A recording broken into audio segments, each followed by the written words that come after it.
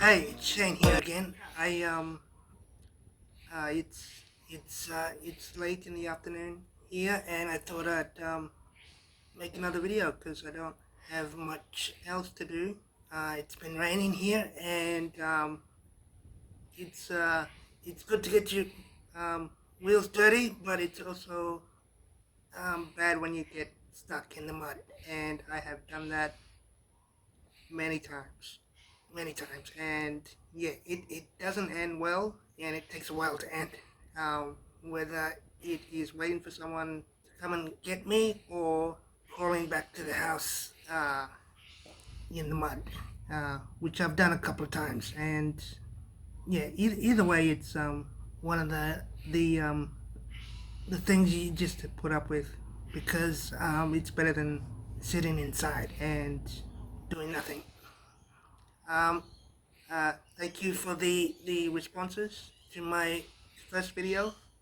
Um, yeah, I was a bit shy, and but I got a lot of positive feedback from my friends and family, and uh, thank you for that. Yeah, and so yeah, this I just wanted to talk a little bit more about myself, my experiences. I wrote down a few PowerPoints.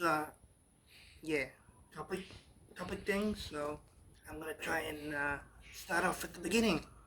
I told you that I was hit by a car, and I spent 18 months in hospital, just over. So yeah, I'm gonna talk a little bit more about that. Recently, I have spoken to um, people who have had disabilities and overcome them in the 80s, like me, which was a hard time. It wasn't. It was better than the 70s, I guess. But the 80s was 80s. The 80s were um, yeah a pretty rough time in hospital. Yeah, the the nurses and the doctors were a bit yeah, they were still learning, I guess. Medical procedures were still coming up, and yeah, like I said, it was better than the 70s, I reckon. I wasn't there, but yeah, it was still a rough time because the doctors, yeah, were still trying to figure things out, and how the body works, and how these procedures work, and how to better them. They have a number of numbing creams and things to take away the pain. Um, but back then it was pretty raw. It was pretty raw. I kind of lost my run because my sister just came to check on me. Yeah, because I was at her house earlier and I had to leave. But yeah, it's all good. So we were talking about hospital in the 80s, and I was in ICU for the most part of it, just because I was dealing with this uh, a lot of injury, and back then in the beginning I was completely paralyzed, right? So I couldn't move at all, and I had to go through a lot of uh, therapy to get movement back in my body, and I even had to learn to breathe again. So so yeah, it wasn't easy, and but the ICU staff, because I was so small and I was there for so long, they were so, you know they were so helpful, and they were really attached to me back then, and they were very very very very kind, back then. Mostly was female nurses and um, a doc- and doctors. I got to know a lot of the doctors and some of the nurses I even caught up with years later, and they were happy that I was still around because they didn't give me uh, much hope at all. Um, yeah, when when I first went into hospital, I was unconscious for I'd say 2 weeks. 2 weeks, they tell me, at least 2 weeks, and I wasn't expected to wake up. And my parents were advised to uh, make plans, funeral plans, and whatever they had to do to to uh, prepare for my death, departure, whatever. And and my mother, who was very strong in her faith, um, uh, in uh, in God was yeah, she was just the rock, and she wouldn't budge on anything. She didn't give up hope, and my dad, he at the at the I heard at the mention of letting me go, he got a little violent, or yeah, he made threats of violence at least, and yeah, so that they wouldn't let me go, and my mom stood firm on in in believing in her faith, so she yeah, she saw me through that hard time, and my dad was in there with the muscle, I guess. Yeah. So and in the end, 2 weeks later, I I did wake up to everyone's surprise. And at the beginning, I couldn't speak. I remembered how to move my mouth. I just couldn't get the air up through uh, to make noises, and so I used to mouth a lot. I used to mouth my words, and they would try and read my lips, and yeah, and at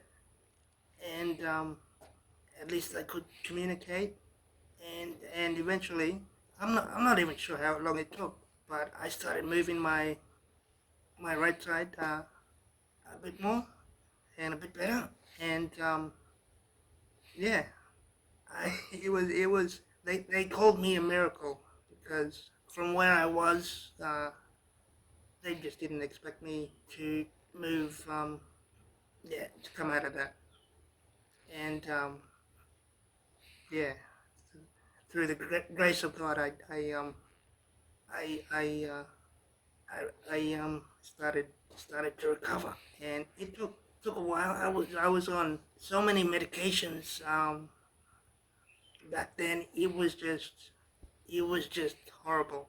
I I I wanted to get better, so you didn't have to force me to take medicine. I just took whatever they gave me, and if it tasted foul, which it did back then, it wasn't a there was no you know uh, you know uh, flavors and stuff like that. There was nothing to help you drink your medicine.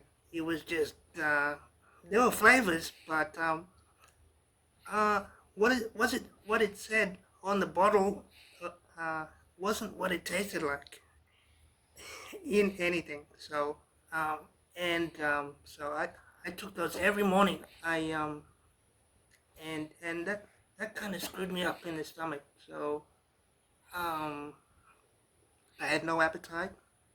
I was underweight. I was underweight for a good till I was 28. I was just bones, and yeah, because I was very active. Yeah, I couldn't keep the weight on, I was I was healthy. I was healthy. But yeah, I could have stood to be a bit heavier than I was. And as I became more active and burning more energy, yeah, my appetite started coming back. And yeah, I started um, uh, moving more.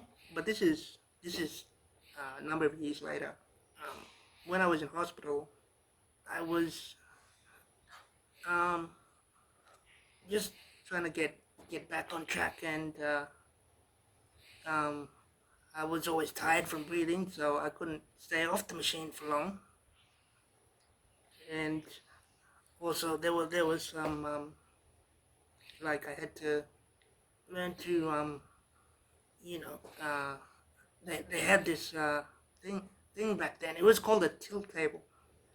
They'd strap you to this table, and they'd eventually like turn it upright, so you would up stand upright, strapped to this table. And it was the scariest thing, because when you're laying down for that long, you kind of get used to it, and you sit up, and you're not much higher, but you sit up and you're all right. But stretching your body out and being upright in a standing position again, it really takes time, and it's kind of forcing you to go up again.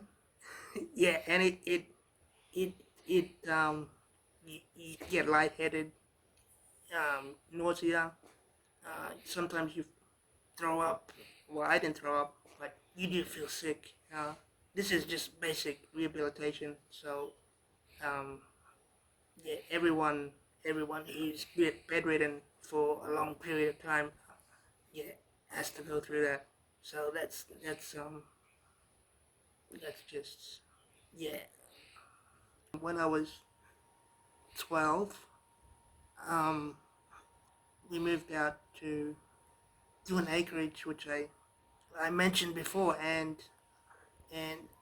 being outside a lot, yeah, it just strengthened me a heap, more than uh,